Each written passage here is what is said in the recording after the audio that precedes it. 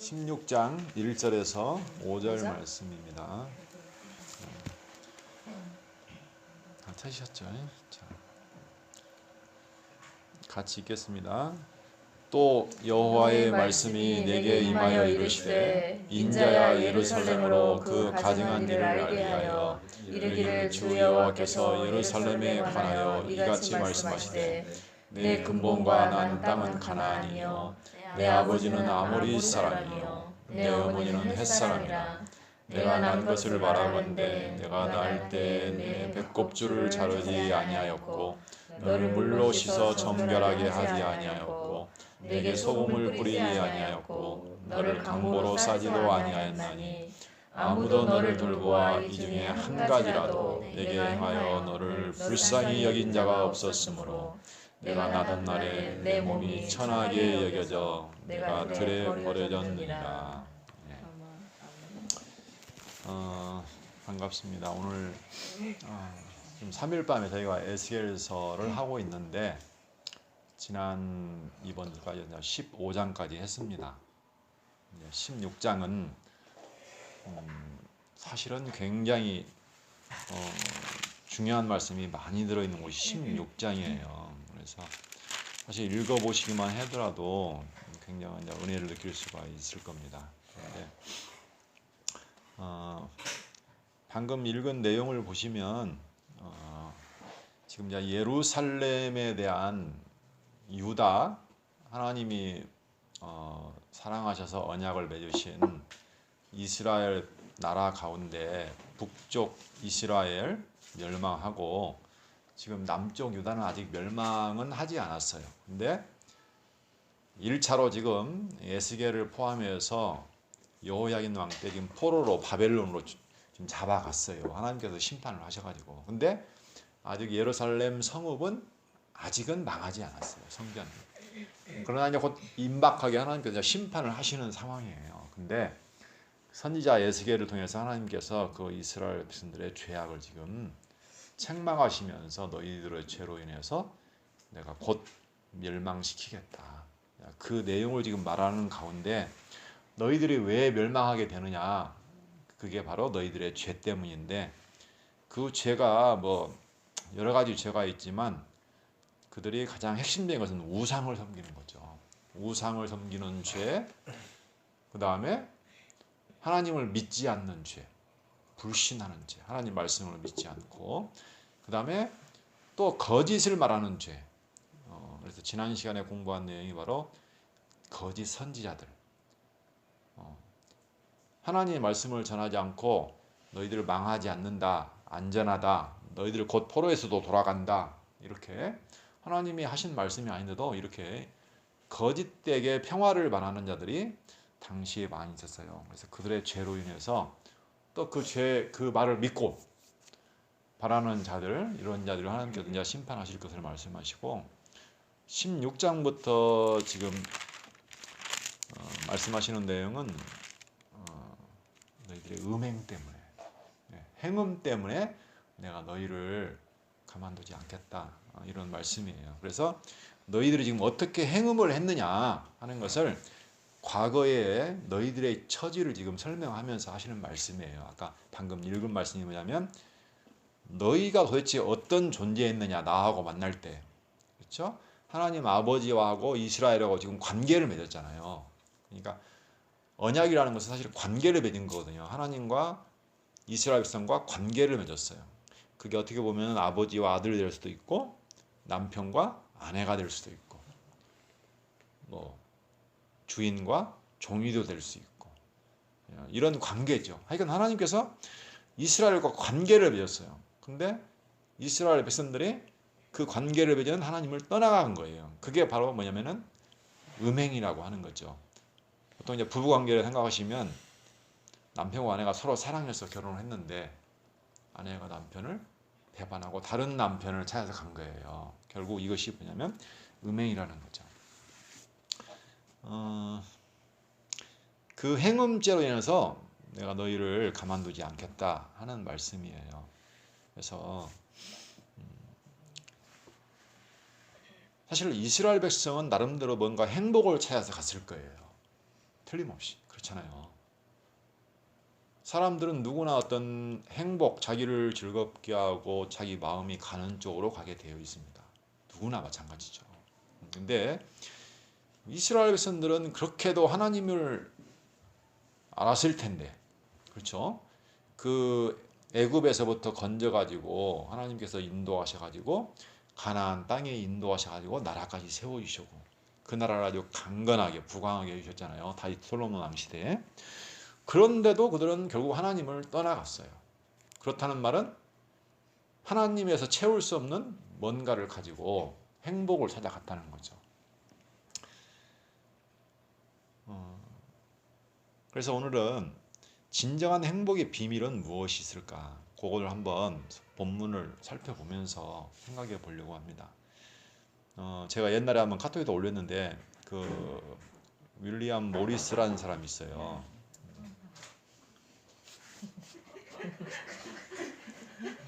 오늘 뭔 날이네요.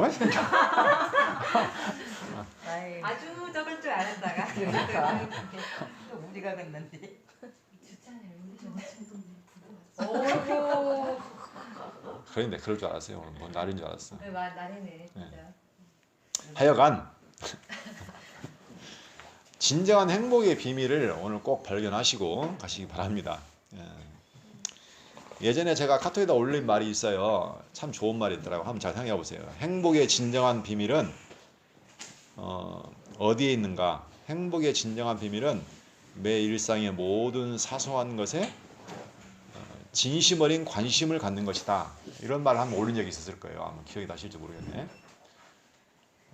어서 오세요. 어서 오세요.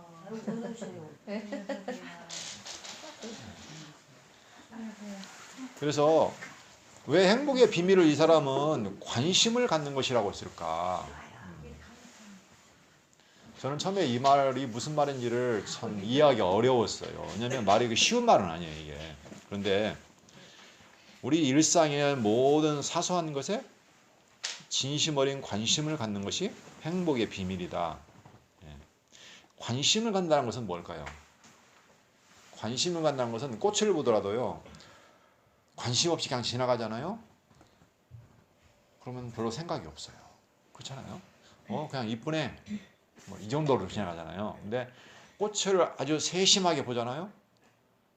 그러면 꽃의 색깔이라든가 그런 형태라든가 어떻게 자라났는가 이런 것들을 생각하다 보면 정말로 이게 감사하고 아름답구나. 뭔가를 그냥 알게 되는 거죠. 그래서 저는 이제 관심이라는 것을 고가적으로 알 수 있다. 내가 정말 우리 아들에 대해서 관심을 갖지 않으면 아들을 몰라요. 그렇죠? 남편과 아내도 마찬가지입니다. 남편이 아내를 안다고 하지만 대충 알면 잘 몰라요. 속을 몰라요. 무엇이 힘들어하는지 지금 무엇을 원하는지 모른단 말이에요.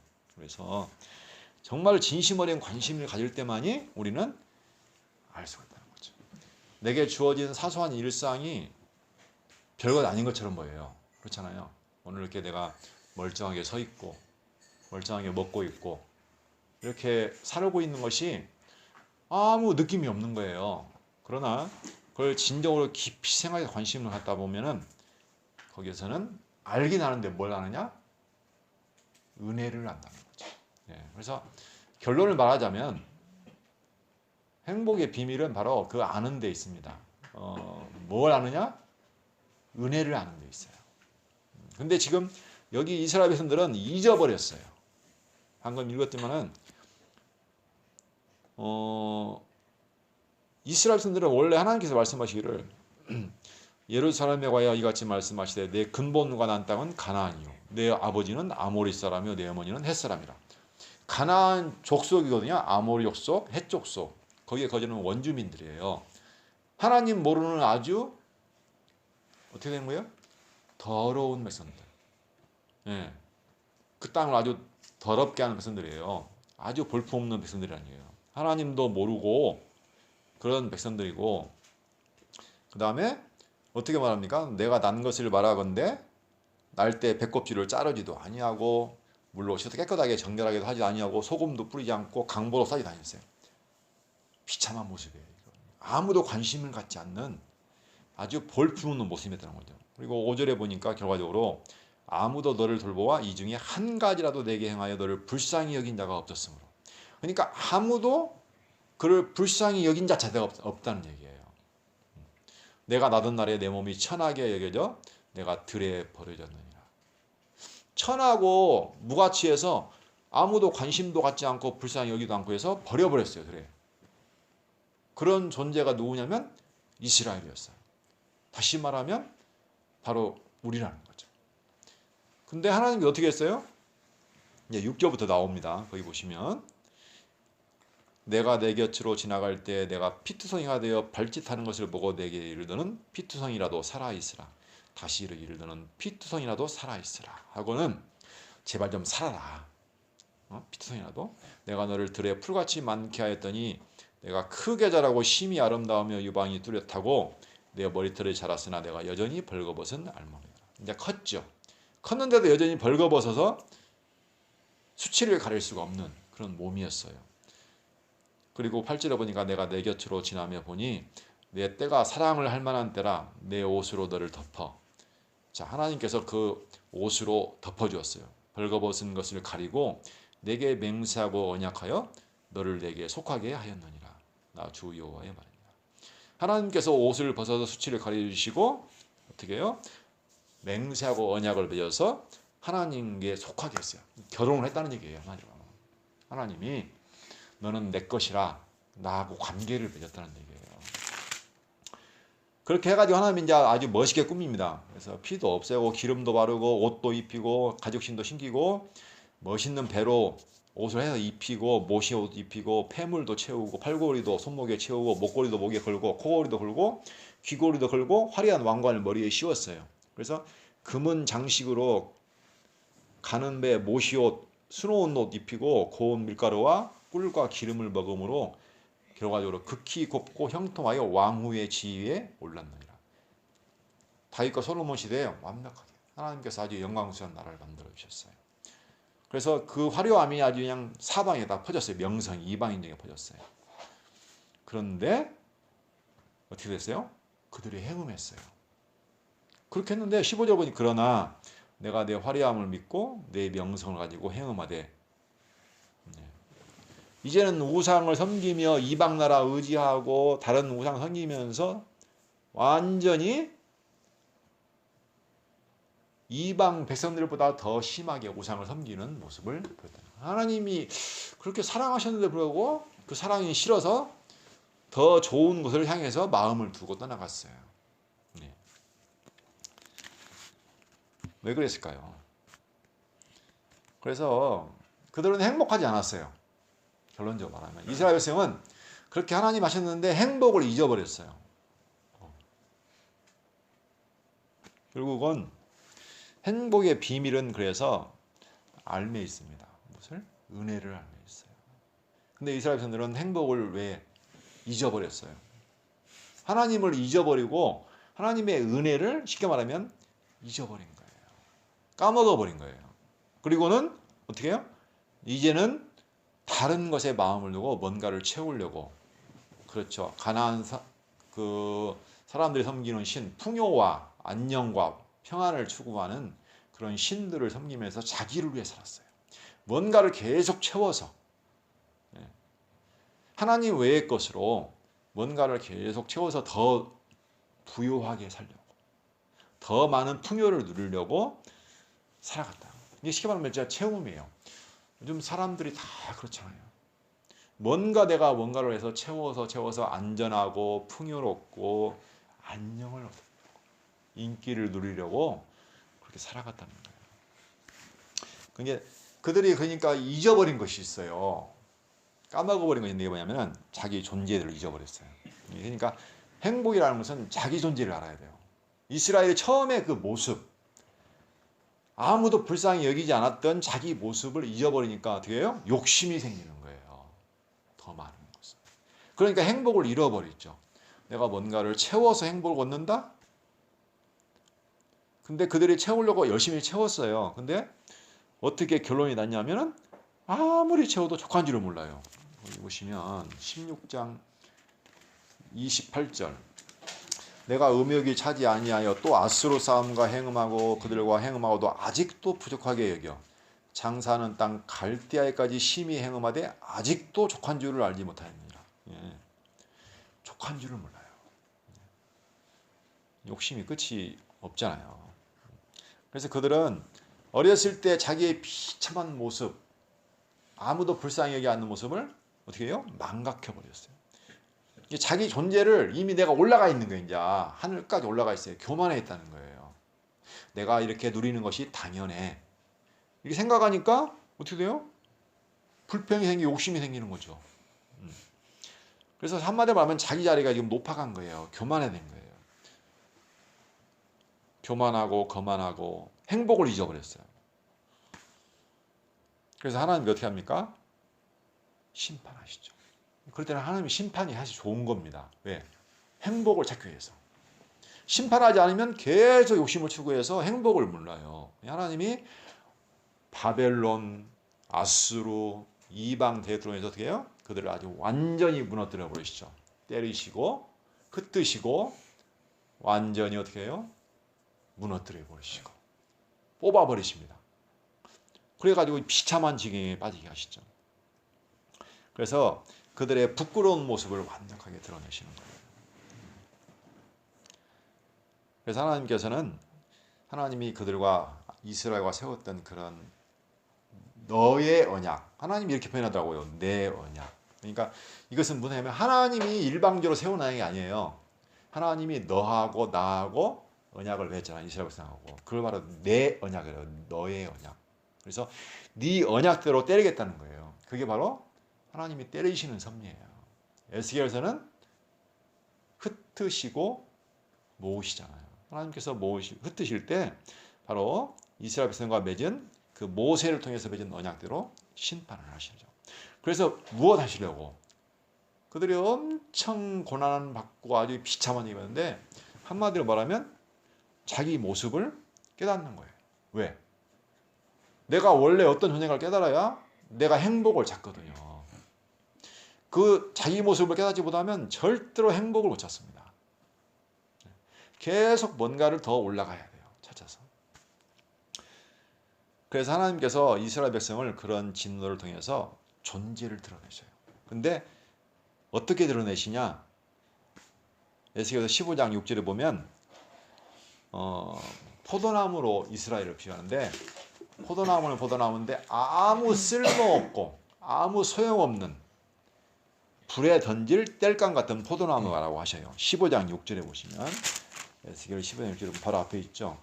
그러므로 주 여호와께서 이같이 말씀하셨느니라 내가 숲을 가운데 있는 포도나무를 불에 던질 땔감이 되게 한 것 같이 내가 예루살렘 주민도 그같이 할지라. 네가 도대체 나은 것이 뭐냐? 네 주위에 있는 모든 나무보다 너는 쓸모가 하나도 없다. 너는 땔감밖에 할 것이 없다는 거죠. 이스라엘이 존재가 뭐예요? 불에 던질 땔감 포도나무 같은 거예요. 그리고 벌거벗은 피투성이죠. 네, 완전히 벌거숭이 아무것도 없는 피투성이에요. 그건 방금 했고 그 다음에 16장 31절에 보면 음녀는 음녀인데 어떻게 결론을 내리냐면 창기 같지도 아니한 음녀라고 결론을 내렸어요. 16장 31절에 보시면 내가 누각을 모든 길 어귀에 건축하며 높은 데를 모든 거리에 쌓고도 값을 싫어하니 창기 같지도 아니하도다. 그러니까 네가 지금 행음하고 음녀인데 방자한 음녀인데 보통 음녀는 돈을 받고 오잖아요. 대가를 받고 음행을 하는데 너는 도대체 어떻게 된 것이지? 돈을 네가 주고 아예 돈을 주면서 음행을 한다는 거예요. 그러니까 너는 창기 같지도 아니하는 음녀다. 지금 모습이 아주 어떤 모습인가를 보여주십니다. 이게 결국 이스라엘 백성의 모습이라는 거예요. 한마디로 말하면 이스라엘 너는 원래 아무것도 아니다. 결론은 그래요. 네가 뭔가 쓸모가 있거나 가치가 있거나 원래 뭐 대단하거나 하게 아니고 아무것도 아니다. 그런데 하나님이 은혜로 너희를 맺었는데 그 은혜를 잊어버리고 행복을 잊어버리고 오히려 다른 것을 쫓아서 갔다는 거죠. 하나님께서는 다른 것도 없애버리고 이스라엘도 무너뜨려 버리시죠. 왜? 나 외에는 행복이 없다. 내가 너를 사랑하지 않으면, 내가 너와 언약을 맺지 않았으면 너는, 네가 나하고 맺은 행위 언약을 따라서 보면 너는 진짜 아무것도 아니다 라는 것을 보여주시는 거죠. 그래서 우리에게 고난이 오고 진노가 오고 아픔이 오고 슬픔이 오는 것은 엄밀히 보면 사실은 좋은 겁니다. 고난은 좋은 거예요. 왜? 우리의 실체를 깨닫게 하기 때문에. 그리고 하나님을 바라보게 하기 때문에. 그러면 행복을 모르거든요. 그렇지만 우리가 그렇지만 이스라엘은 또 한 가지 이름이 있죠. 바로 하나님이 복 주신 백성이라는 거예요. 언약을 맺으신 백성. 그래서 하나님께서는 너는 내 이름으로 불려지는 자다. 내가 내 영광을 위해서 창조한 자다. 내가 지은 자다라고 이사야 43장 7절에 말씀하시죠. 우리는 하나님이 자기 이름으로 불리는 자예요. 이스라엘. 내 백성이라는 거죠. 그리고 하나님이 자기 영광을 위해서 창조한 자예요.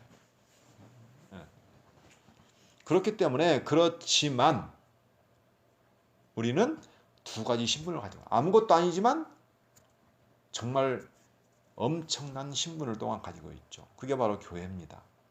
그러나 하나님은 너와 내가 얻은 매약으로 내가 너를 때리긴 했지만 내 언약으로 너를 구원하신다고 뒤에 보면 나옵니다. 그게 뭐냐면 16장 60절부터 보면 아주 잘 나와 있어요. 그러나 내가 너를 때리는데 너의 행위대로 때리는데 그러나 내가 너희 어렸을 때 너와 세운 언약을 기억하고 그렇죠? 어렸을 때 아브라함과 맺었던 그 언약을 내가 기억하고 너와 영원한 언약을 세우리라. 하나님께서 이제는 영원히 변하지 않는 언약을 세워주신다는 거죠. 내가 내 형과 아우를 접대할 때 내 행위를 기억하고 부끄러워할 것이라. 형과 아우가 누구냐면 소돔과 사마리아예요. 이스라엘 주변에 있던 소돔과 사마리아 타락한 그런 존재인데 그들이 형과 아우예요. 근데 그들보다 오히려 어떻게 했어요? 더 악을 행했어요. 오히려. 그래서 너의 행위를 기억하고 부끄러워할 것이라. 그러니까 그들이 오히려 이스라엘 보고 위로를 받는 거예요. 아이고 나보다 너 못하네. 이렇게 해요. 내가 그들을 너에게 딸로 주려니와 내 언약으로 말미암음이 아니라 네 언약으로 네 언약은 행위 언약입니다. 이거 모세를 통해서 내 언약으로 말미암음이 아니라는 거예요. 내가 내게 내 언약 그러죠? 내하고 틀립니다.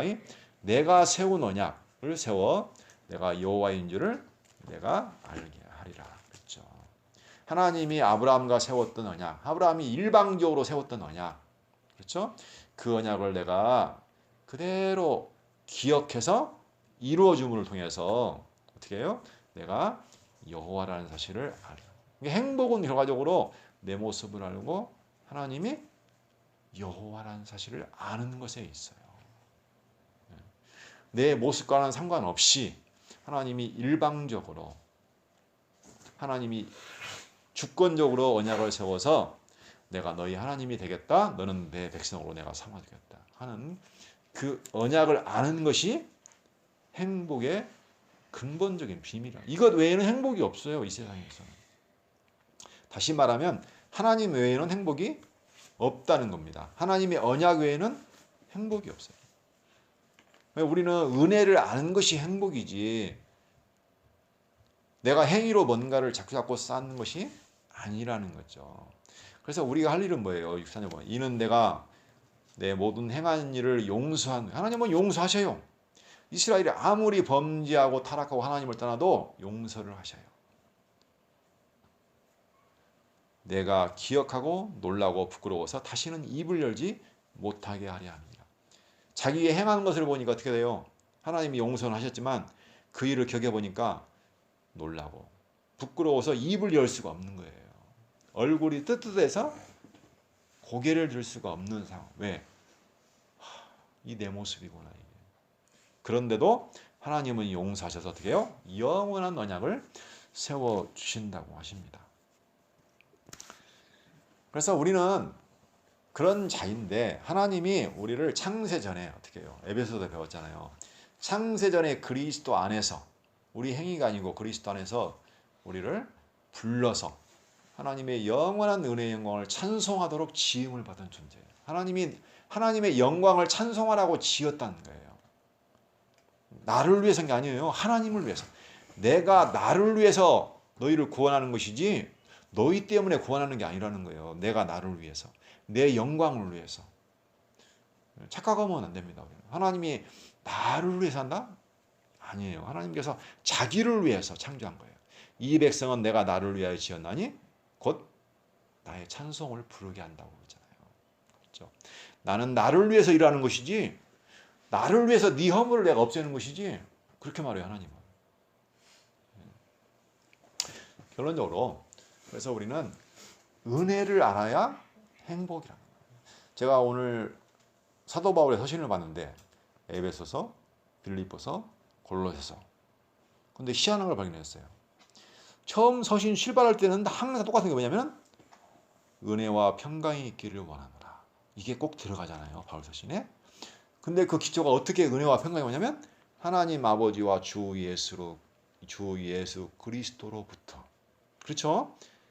그러니까 우리에게 은혜가 어떻게 와요? 온전히 하나님 아버지와 주 예수 그리스도로부터만 와요. 평안은 어디서 와요? 바로 하늘로부터만 오는 거예요. 그분을 알므로부터만 온다는 거예요. 그게. 그리고 끝나는 것도 신기했어요.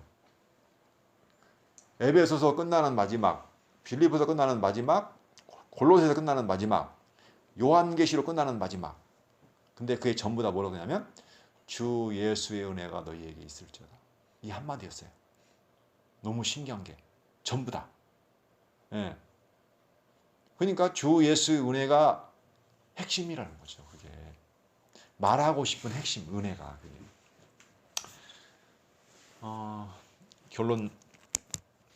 결론을 지어야겠네요. 예. 불행은 결과적으로 은혜를 망각할 때 옵니다. 그렇죠. 자기도 모르고 하나님도 모르고 모르는 것이 불행이에요. 그 하나님의 은혜를 모르면 불행입니다. 그래서 행복의 진정한 비밀은 뭐예요? 매일상의 모든 사소한 것에서 진심 어린 관심을 갖는 것이다 했잖아요. 사실은 우리가 하나님을 떠나서 이 일반 계시 세계에서도 우리에게 주어진 모든 것이 다 은혜입니다. 내가 누리고 있는 것이 일상생활에서도 현 세계에서도 이 땅 안에서도. 근데 자세히 안 봐요. 진심 어린 관심을 안 갖는 모른다는 거예요. 은혜를. 그러면 행복을 몰라요. 근데 우리는 그걸 떠나서 하늘에 신령한 하나님이 보신 그 복, 그 하나님이 여호와 된다는 것을 어떻게 해요? 관심을 갖고 알아야 되는데 그걸 잊어버리는 순간 어떻게 됩니까? 이제는 내 앞에 있는 눈에 보이는 것에 차여서 가는 거예요. 그게 음행이에요. 눈에 보이는 것에서 행복을 찾는 거예요. 계속 채워서. 그래서 정말 우리가 내 모습을 꼭 기억하시고 하나님을 알고 항상 좀 진심 어린 관심을 가지고 우리의 삶을 돌아보고 주위를 돌아보고 또 하늘의 신령한 복을 바라본다면 우리는 그 은혜 안에서 진정한 행복을 아마 찾을 수 있을 겁니다. 기도하고 마치도록 하겠습니다.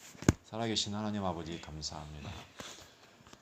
늘 무언가가 부족해서 채우고 끝없이 채워봐도 세상에서는 만족이 없음을 다시 한번 기억합니다.